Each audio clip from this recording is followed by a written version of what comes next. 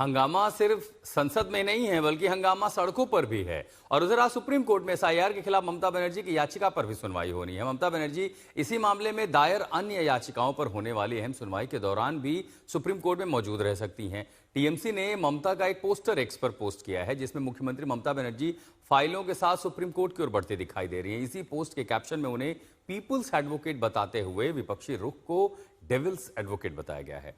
सूत्रों का यह कहना है कि एलएलबी की डिग्री धारक मुख्यमंत्री ममता बनर्जी सुनवाई में उपस्थित होकर अपनी दलीलें पेश कर सकती हैं।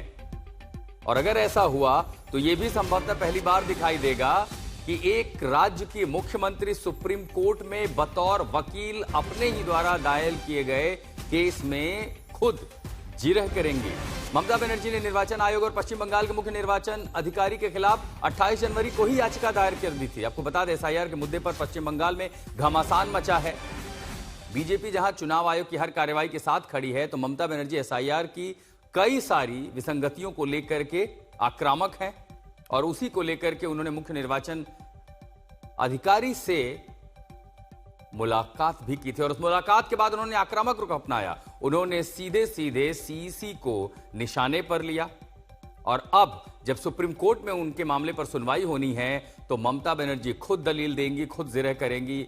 और इसीलिए ममता बनर्जी, जो कि एक एलएलबी की डिग्री धारक है, जो कि एक वकील के पास होता है, ऐसे में क्या ममता बनर्जी खुद जिरह करेंगी, उस पर भी नजर बनी रहेगी। लेकिन ममता बनर्जी ने चुनाव आयुक्त ज्ञानेश कुमार के खिलाफ महाभियोग का आह्वान किया है। बाकी विपक्षी दलों से समर्थन मांगा। उन्होंने कहा है कि अगर सीईसी के खिलाफ महाभियोग प्रस्ताव लाया जाएगा तो वो उसका समर्थन करेंगी।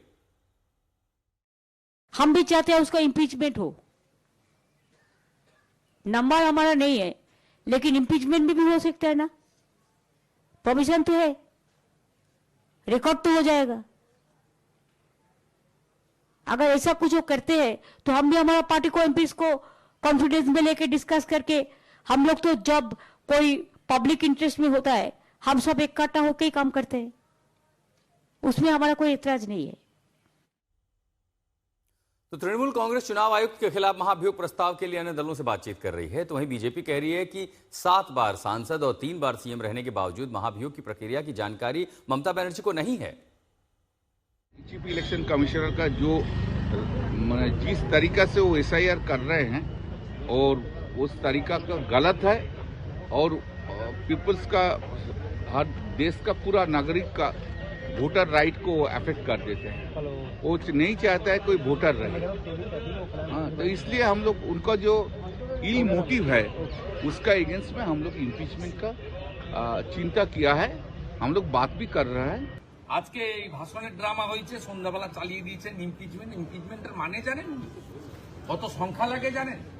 ইমপিচমেন্ট কিভাবে পাস করাতে হয় জানেন? কত এমপির ভোট লাগে জানেন? দুর্ভাগ্য 15 বছর মুখ্যমন্ত্রী 7 বারের এমপি ইমপিচমেন্টের পদ্ধতিই জানে না। সেই জন্য চটি চাটা সাংবাদিকদের দিয়ে খাইয়ে দিয়েছে, ব্রেকিং নিউজ দেখাচ্ছে। পদ্ধতিটা বলুন, টকশো বসান না, পদ্ধতিটা এক্সপার্ট যারা তাদেরকে নিয়ে বসুন, যারা পার্লামেন্টারি ডেমোক্রেসি জানে, রুল বুক জানে, যে বসুন না, উত্তর দিতে পারবেন না। গোটা মিথ্যাচার, পারসেপশন, ন্যারেটিভ তৈরি করে কাজ সকাল থেকে।